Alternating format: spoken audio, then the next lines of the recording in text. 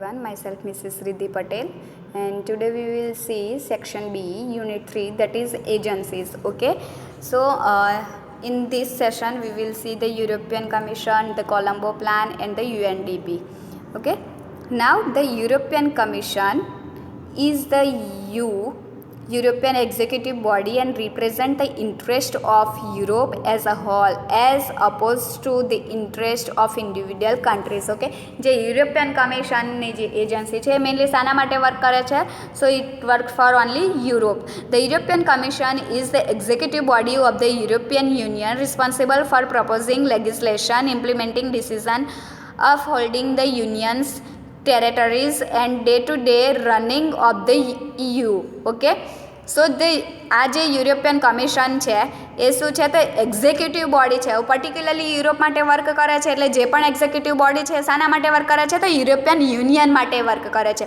અને એનો મેઇન એ રિસ્પોન્સિબલ શાના માટે છે તો લેગિસ્લેશન, ઇમ્પ્લિમેન્ટિંગ ડિસિઝન્સ. ઓકે, જે પણ ટર્મ્સ અને પોલિસી પર્ટિક્યુલર યુરોપ માટે એ લોકો ફોલો કરાવતા હશે, બનાવે છે, બરાબર, તો એનું ઇમ્પ્લિમેન્ટેશન કરે છે, ઇમ્પ્લિમેન્ટિંગ ડિસિઝન માટે વર્ક કરે છે. Okay, now the commissions main roles are, હવે આ જે યુરોપિયન કમિશન છે એના મેઇન રોલ કયા છે તો set objectives and priorities for action. તો મેઇનલી જે લેગિસ્લેશન છે અને ઇમ્પ્લિમેન્ટિંગ ડિસિઝન છે તો એના માટે સૌથી પહેલાં શું કરે છે તો પર્ટિક્યુલરલી એક ઓબ્જેક્ટિવ સેટઅપ કરે છે અને એ object related priority wise action select કરે છે. Okay, now propose legislation to parliament and council. તો જે પણ પાર્લામેન્ટ હોય છે યુરોપનું, રાઈટ, તો એને અને જે કાઉન્સિલ છે એને પ્રપોઝલ મૂકે છે લેગિસ્લેશન માટે. મતલબ કોઈ પણ ડિસિઝન લીધું હશે, કોઈ પણ પોલિસી નવી બનાવી હશે તો એનો પ્રપોઝલ મૂકે છે કે is it okay or not. Okay, now manage and implement EU policies and the budget. તો જે પણ યુરોપિયન કન્ટ્રી માટે જે પણ પોલિસી અને બજેટ બનાવે છે તો એને શું કરે છે તો આ જે યુરોપિયન કમિશન છે એ મેનેજ અને ઇમ્પ્લિમેન્ટ કરે છે. મતલબ જે પણ પોલિસી નવી બનાવે છે તો એને મેનેજ પણ કરે છે અને ઇમ્પ્લિમેન્ટ પણ કરવામાં આવે છે. અને સેકન્ડલી તો એના માટે કયું કેટલું બજેટ જોઈશે એનું પણ મેનેજમેન્ટ કરે છે. Enforce European law jointly with the court of justice. Okay, હવે આ લોકોનું ટાઈઅપ બીજું શાની સાથે હશે તો કોર્ટ ઓફ જસ્ટિસ, બરાબર. તો જે પણ યુરોપિયન લો હશે, જેટલા પણ બનાવતા હશે એ લોકો પોલિસી બનાવે છે, લો પોલિસી. ઓકે, તો એનું ટાઈઅપ શાની સાથે છે તો court of justice. Now represent the EU outside Europe, negotiating trade agreements between the EU and other countries. હવે અધર કન્ટ્રી છે અને યુરોપિયન કન્ટ્રી છે, બરાબર, એ બંને વચ્ચે જો કંઈ પણ કામ રિપ્રેઝન્ટ કરતા હશે, કંઈ પણ કામ હશે, બરાબર, તો એ કેવી રીતના કરશે તો ટ્રેડ એગ્રીમેન્ટ કરશે, રાઈટ. હવે એગ્રીમેન્ટ દ્વારા જ એ લોકો એ રિપ્રેઝન્ટ કરે છે. Now regular and emergency meetings હોય છે આ લોકોની. Now the UNESCO. So what is UNESCO? The United Nations education, scientific and cultural organisation, that is called UNESCO. So what is the full form of UNESCO? United Nations Educational, Scientific and Cultural Organization is a specialized agency of the United Nations. Okay, UN ની main special agency છે. Its purpose is to contribute to peace and security by promoting international collaboration through education, science and culture in order to further universal respect for justice, the rule of law and the human rights along with fundamental freedom proclaimed in the United Nations Charter.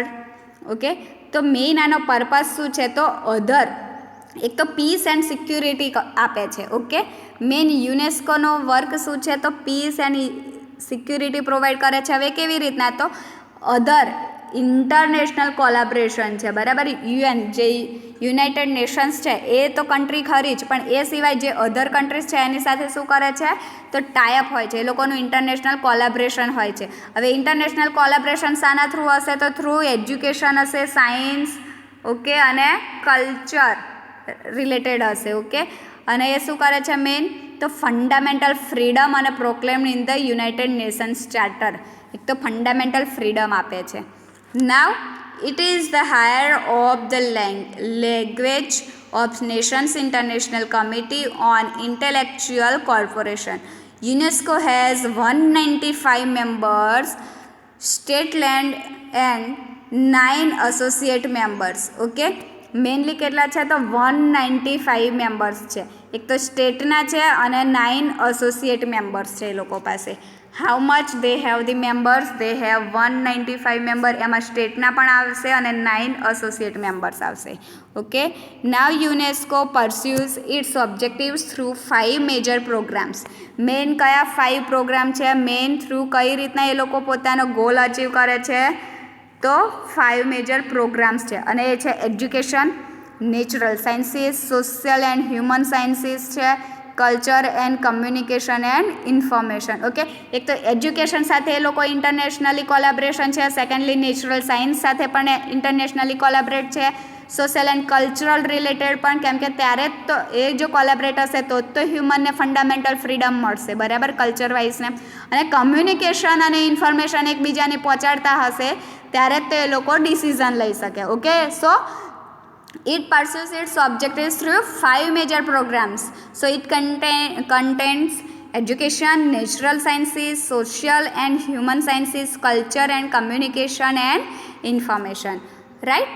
Now the planning prosperity together, the Colombo plan. Okay, it is also called the Colombo plan. Okay, it is the symbol of Colombo plan. So what is this Colombo plan? Okay, now એનો main work શું છે? એક તો together. Here you can see together. Okay, સાથે મળીને શું કરવાનું છે? પ્લાનિંગ અને prosperity. So this is called Colombo plan. Right? So the Colombo plan is a regional organization that embodies the concept of collective intergovernmental efforts to strengthen economic and social development of member countries in the Asia specific region. Mainly શાના માટે work કરે છે? તો જે એશિયાનું specific region છે એના માટે. અને કેવી રીતના? તો ઇન્ટર ગવર્મેન્ટ એફર્ટ કરે છે અને સ્ટ્રેન્થન કરે છે. શું? તો ઇકોનોમિક એન્ડ સોશિયલ ડેવલપમેન્ટ, બરાબર. પર્ટિક્યુલર મેમ્બરનું જે તે કન્ટ્રી, અને જે પણ કન્ટ્રી છે એ શાની રિજનની અંદર આવવી જોઈએ? તો એશિયન સ્પેસિફિક જે પણ રિજન છે તો એની અંદર જે પણ પબ્લિક રહેતી હશે, મેમ્બર્સ હશે, બરાબર, અથવા જે પણ કન્ટ્રી છે તો એનું શું કરે છે? તો collective inter governmental effort to strengthen economic and social development કરે છે. તો બે રીતનું ડેવલપમેન્ટ જોવા મળે છે, એક તો ઇકોનોમિકલ અને social development. Okay, the primary focus of all Colombo plan activities is on human resources development. Main plan શું છે? મેઇન ફોકસ શાની ઉપર છે? સો ધ પ્રાઇમરી ફોકસ શાની ઉપર છે? તો human resources development. Okay, now the purposes of Colombo plan. The Colombo plan is not intended as integrated master's plan to which national plans were expected to conform. It is instead a framework or bilateral arrangements involving foreign aid and technical assistance for the economic and social development for the region. Main purpose શું છે? તો જે Colombo plan છે એ શાની અંદર interest? તો integrated master પ્લાનની અંદર એ interest નથી લેતો. ઓકે, એ શું કરે છે? તો અધર નેશન સાથે પણ ટાઈઅપ કરે છે અને એક આખું ફ્રેમવર્ક બનાવે છે. બાયલેટરલ, બંને રીતનું હશે, બરાબર. બાયલેટરલ દેટ મીન્સ બે રીતનું હશે. ફ્રેમવર્ક બનાવે છે અને અરેન્જમેન્ટ કરાવે છે. જે ફોરેન એડ હશે, ઓકે, તો કોલંબો પ્લાન એશિયન સ્પેસિફિક માટે તો કામ કરે જ છે. હવે જે એશિયન પેસિફિક છે એની અંદર ઘણી એવી કન્ટ્રી ઇન્ક્લુડ થાય છે. તો જે બીજી other country that means foreign abroad. Okay, તો ફોરેન એડને પણ ઇન્વોલ્વ કરે છે અને એની સાથે રહીને અરેન્જમેન્ટ બનાવે છે અને એક ફ્રેમવર્ક બનાવે છે. હવે મેઇન શાનું અરેન્જમેન્ટ કરે છે? તો ઇકોનોમિક એન્ડ સોશિયલ ડેવલપમેન્ટ માટે. ઓકે, તો જે પણ રીજન છે તો અલ્ટિમેટલી હવે એશિયાની જે પણ કન્ટ્રી હશે તો એના માટે એ લોકો ફ્રેમવર્ક અને અરેન્જમેન્ટ બનાવે છે ઇકોનોમિક અને સોશિયલ તો અલ્ટિમેટલી શું થશે? તો એ જે તે રિજન હશે તો એનું જ ડેવલપમેન્ટ થશે ને, બરાબર. Now objectives to promote interest in and support for the economic and social development of Asia and Pacific. Okay, તો મેઇન શું કરે છે? તો ઇકોનોમિક અને સોશિયલ ડેવલપમેન્ટ માટે ઇન્ટરેસ્ટ પ્રમોટ કરે છે અને સપોર્ટ કરે છે. Now to promote technical cooperation and assist in the sharing and transfer of technology among member countries. હવે જે પણ એશિયન અને પેસિફિકની અંદર જે પણ કન્ટ્રીઝ છે તો એની અંદર શું કરે છે તો ટેકનિકલ કોઓપરેશન પણ કરે છે અને આસિસ્ટ પણ કરે છે અથવા ટ્રાન્સફર પણ કરે છે ટેકનોલોજી. ઓકે, એકબીજા સાથે કમ્યુનિકેશન કરશે. ઓકે, ટાઈઅપ હશે એકબીજાની કન્ટ્રી સાથે જે પણ એશિયાની છે એની સાથે ટાઈઅપ કરીને એક તો ઇકોનોમિક અને સોશિયલ ડેવલપમેન્ટ તો કરે જ છે, એ સિવાય શું કરે છે તો ટેકનોલોજીકલનું ટ્રાન્સફર, ટેકનોલોજી પણ પ્રોવાઈડ કરે છે, ટ્રાન્સફર કરે. To keep under review relevant information on technical cooperation between the member governments, multilateral and other agencies with a view to accelerating development through cooperative effort. Okay, હવે આ લોકોનું બીજું type શાની સાથે, જે પણ ટેકનિકલ કોઓપરેશન એ લોકો આપે છે બરાબર, ઇન્ફોર્મેશન ને બધું, તે શાની સાથે રહીને આપે છે, કોની વચ્ચે આ બધું શેરિંગ થશે તો member of governments. Okay, government સાથે એક તો મલ્ટીલેટરલ હશે, અધર એજન્સીના મેમ્બર્સ હશે એને પણ આ લોકો ટ્રાન્સફર કરશે ટેકનોલોજી એન્ડ બધાના વ્યૂ લેશે. ઓકે, કે આ ટેકનોલોજીનો એફર્ટ કરશે કે નહીં કરે. ઓકે, હવે કોઈ એક કન્ટ્રી છે સપોઝ, તો એણે એક નવી ઇનોવેશન કર્યું છે ટેકનોલોજીમાં બરાબર, તો એ બીજી કન્ટ્રીને આપશે તો એ લોકો મની ગેઇન કરી શકશે.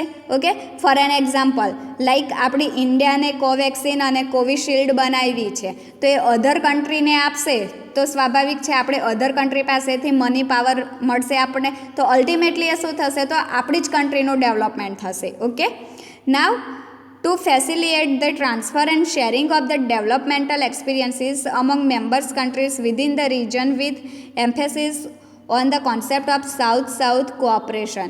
ઓકે, મેઇનલી શાના ઉપર આ લોકો વર્ક કરે છે તો જે પણ ડેવલપમેન્ટલ એક્સપિરિયન્સ છે એ ટ્રાન્સફર અને શેરિંગ કરે છે બરાબર, પણ પર્ટિક્યુલરલી રિજન હશે બરાબર, એશિયન તો એશિયનના જ મેમ્બર્સ એકબીજા સાથે શેરિંગ કરશે. ઓકે, તો એ કયો કોન્સેપ્ટથી છે તો south cooperation. Okay, now present members કોણ છે?